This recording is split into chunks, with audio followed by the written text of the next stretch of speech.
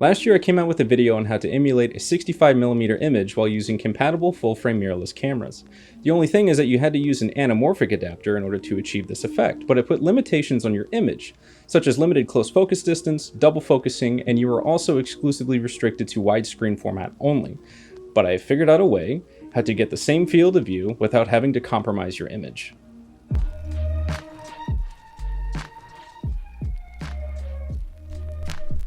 This here is the Zanao WCX 80.8x wide-angle conversion lens. What this means is that it's going to increase your field of view by 0.8 times. So we're going to pair that with a set of medium format lenses that are mounted onto a 0.7x focal reducer.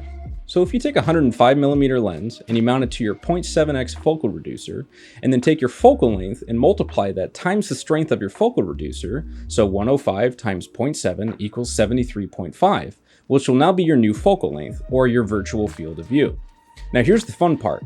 Add the wide-angle adapter to the mix, and your new focal length, 73.5, multiply that by 0.8, and that equals 58.8. That will be your new virtual field of view. Now to get 1-to-1 with Pentax 6x7, the 105 lens is about a 52.5mm full frame equivalent. So while this method isn't truly 1-to-1, it's pretty damn close when you compare it to the samples that I have here to a true 1-to-1 image. The only difference that you can see is that you lose a little on the top, but you have it added onto the sides. They do make 0.7 adapters, so then you can achieve that 1-to-1 aspect ratio. The only problem is that none of those adapters are actually full zoom through, which means that anything above 50mm is compromised. I, however, do use a K-Vision 0.7 adapter on my 45mm, so then I can have an ultra-wide lens in my kit. But all my other lenses use the Zanao adapter.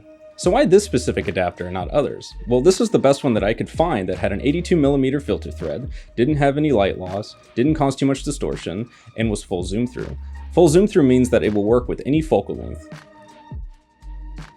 My current setup is a 45, a 55, a 75, a 105, a 135, and a 150. After the conversion, they come out to about a 22, a 30, a 42, a 58, 75, and 84 field of view. So what does it cost? Well, these can be found on B&H for $450. You can also find them on eBay from anywhere between $300 and $400, and it's still less expensive than the SLR Magic anamorphic adapter by about $100 if you can find one used on eBay. Let's check out some footage.